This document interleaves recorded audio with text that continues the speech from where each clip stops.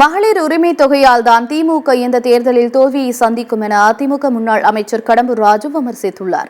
தூத்துக்குடி மக்களவை தொகுதி அதிமுக வேட்பாளர் சிவசாமி வேலுமணியை ஆதரித்த ஸ்ரீவைகுண்டம் அருகே உள்ள அனவரத நல்லூர் பகுதியில் முன்னாள் அமைச்சர் கடம்பூர் ராஜு பிரச்சாரத்தில் ஈடுபட்டார்.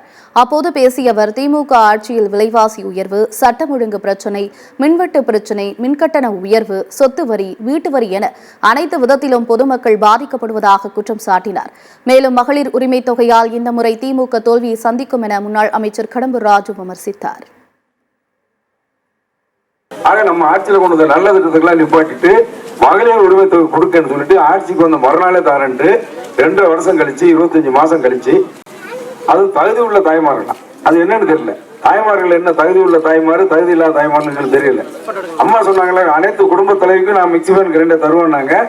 எந்த ஜாதி மத வேறுபாடாம, எந்த கட்சி வேறுபாடு இல்லாம, எந்த வீட்டு கதவை தட்டி பார்த்தாலும் அம்மா கொடுத்த மிக்சிமேன் கிரைண்டர் கொடுத்த ஒரே தலைவி புரட்சி தலைவி அம்மா தான். ஆனா இவங்க சொன்னது ஒண்ணு, செஞ்சது ஒண்ணு. தேர்தலுக்கு முன்னாடி ஒண்ணு சொல்லுவாங்க, அனைத்து குடும்ப தலைவிக்கும் 1000 ரூபாய் தரேன்ட்டு இன்னைக்கு வேறுவாதி வேறுக்கு பிரிச்சு 2,40,00,000 குடும்ப அட்டைக்கு தமிழ்நாட்டில் 1,15,00,000 பேர் தான் கொடுத்துருக்கான். மீதி 1.5 லட்சம் பேருக்கு யார் கொடுப்பான்? அப்பனா வந்து கொடுப்பான்.